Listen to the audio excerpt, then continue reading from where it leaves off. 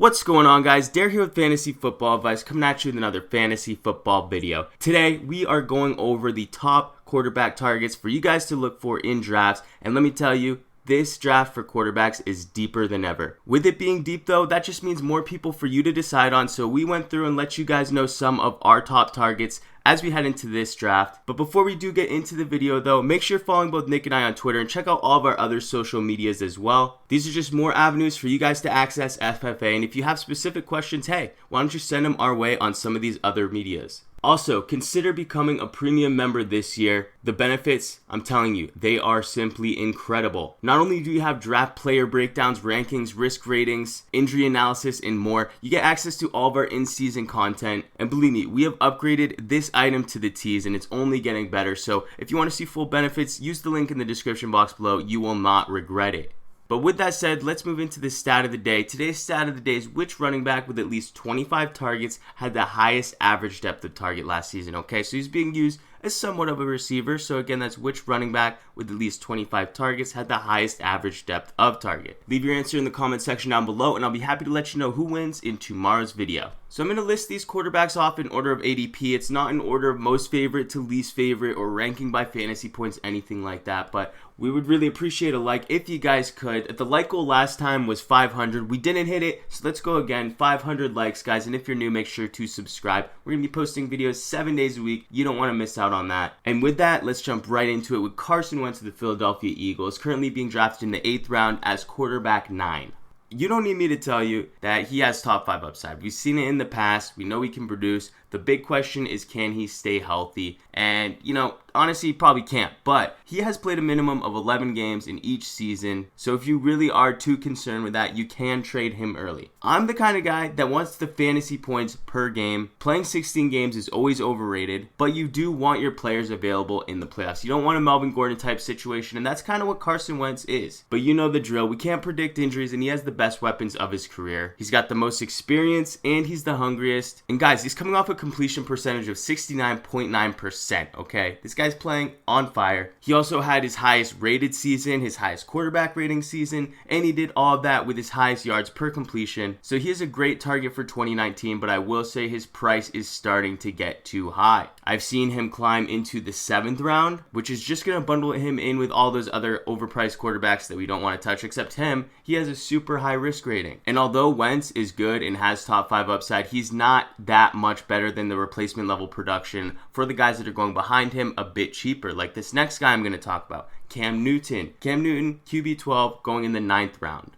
At this point in the offseason, he is my personal favorite to draft because he's basically being drafted at his floor. He's had one season outside the top 12, and it was as QB13. I'll list a couple more to you. QB2, QB1, 7, 10, 3, 4, 3. That's just to name a few, guys. He is great for fantasy. He's a rushing quarterback. He's got that cheat code, and he got rid of all of his bad receivers this year. I get it. He's transitioning in the offense. He's rushing a little bit less. He's passing a little bit more, but it's working. The transition's working. He had a career completion percentage of 67.9%. That's Cam Newton, the guy who has never really had, well, I can't say never really had, but his career average is still under 60%. In the 50s, even after this 67.9%. So just take that for what it is. And although he didn't play 16 games last season, he was still on pace for the 2nd most passing yards in his career. And this year, I think he's going to hit 4,000. For him, that's hard to imagine. I still think there's some more upside that can come in from his rushing ability, the touchdowns specifically, but the risk is going to decrease because he's performing more as a passer and less as a pure rusher. So if we're talking risk, I still have to grade him as less risky than Wentz, even though he has that overwhelming feeling of being banged up all the time.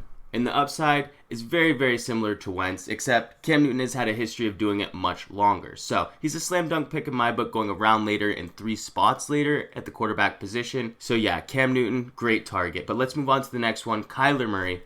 He's climbing in ADP, and he's climbing fast. Right now, he's QB14. He's going in the 10th round, and I really added this one on Nick's behalf. When Nick was doing the projections, he basically broke them. Now, I don't want to say which quarterback he finished as, but he did finish top 5 in the projections. And since I also don't want to release too much on those because they're part of our premium package, and Nick might want to talk about it in a later video. Let's just say he did break Andrew Luck's passing yardage record, okay? So that without giving away too much, he's projected to have a great season. And let's kind of date it back to college, right? So wait, Baker came out of college, destroying the passing touchdown record, and then came in Kyler Murray, who basically statistically mirrored Baker's arm talent while also putting up 1,000 yards rushing on the ground. So to think that Kyler Murray can do something special this season is just maybe misinformed, because Baker Mayfield only rushed for 311 yards, okay? And when you're talking about similar arm talent, at least statistically speaking, yet a whole nother gear when it comes to rushing and mobility on the ground, you're an extremely interesting prospect for me, and we're all looking for that next Patrick Mahomes. Kyler Murray is probably your best shot this season. The obvious tie is going to be that Mahomes coach out of college, Cliff Kingsbury. That's the new coach for the Arizona Cardinals. And the goal for them, they're looking to run the most offensive plays in a single season in history, okay? Last time we saw that was Chip Kelly and what he was doing with the Eagles around that 2012 era. And hey, they were a great offense. So it's going to be interesting to see. And at the current price tag, the upside is definitely there for Kyler Murray. So if you want to take him in the later rounds, he does make an interesting target. Next player on this list is Jameis Winston at quarterback 16, going in the 11th.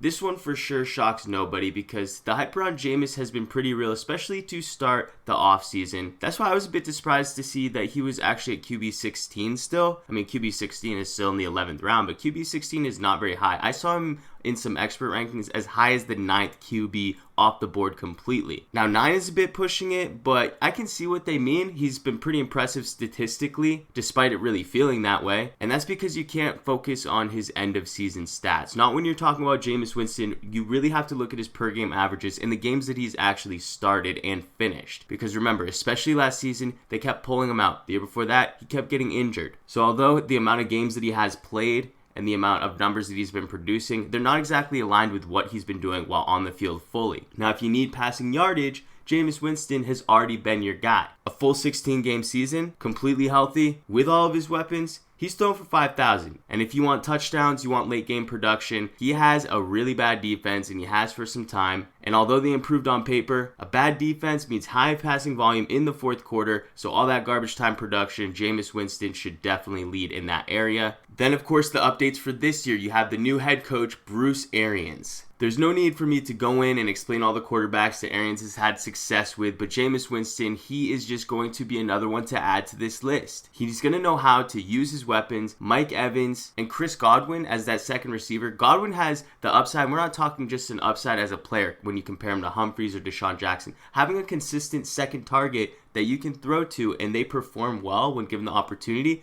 that can take you to the next level. For example, look at what it did to Ben Roethlisberger last year with Juju Smith-Schuster for a full 16 games. A reliable second target can really help take you to the next level, and that was without a coaching change. Now he has that reliable second target with the coaching change. The upside for him is immense. And really at QB 16, you're not really paying anything for Jameis Winston at all right now. And like I said, at the start of the season, expert rankings had him around QB 9, so it's a low risk investment with a ton of upside.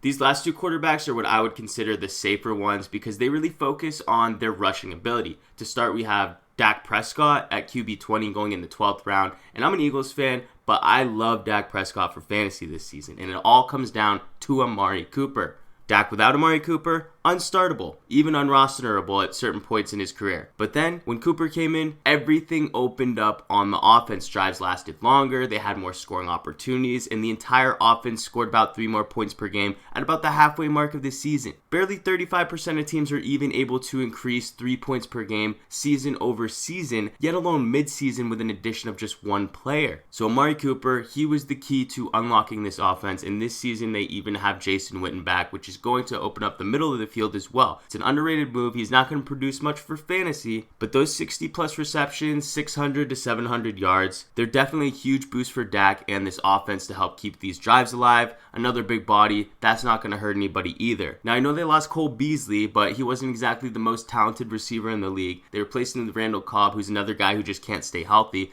If Cobb does stay healthy though, it could be a good addition to this team and something that does give Dak another outlet. And it's not like Dak's success is really relying on it. I'm not even factoring him in when I'm saying that he makes a good late round target because I don't want to even expect to have Randall Cobb until I see him on the field again. But hey, if Cobb is there and he's performing well, that just adds to Dak's potential. And with his rushing floor that he already has, I think Dak is an outstanding pick. And come on guys, QB 20, does that even make sense? QB 20.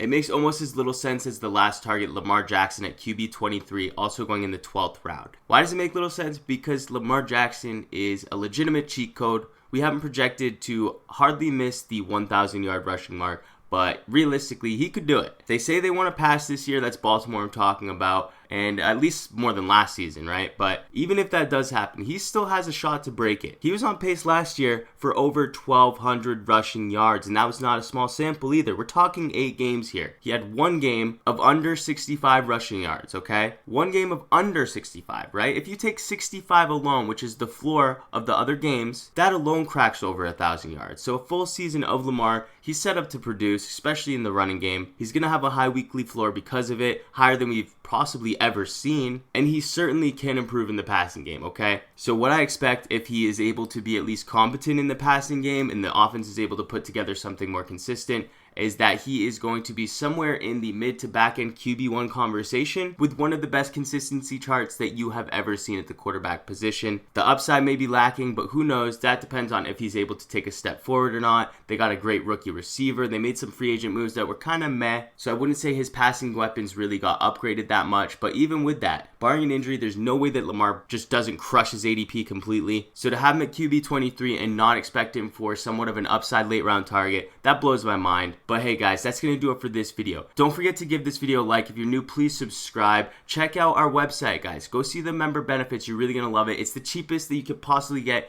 in the entire community. I'm telling you, it's packed with information. We got stuff in there that nobody else can provide you. I promise you that. Just check the benefits out for yourself. Link is in the description box below. But yeah, give us a like, subscribe if you're new. We thank you all for watching, and we'll catch you on the next one.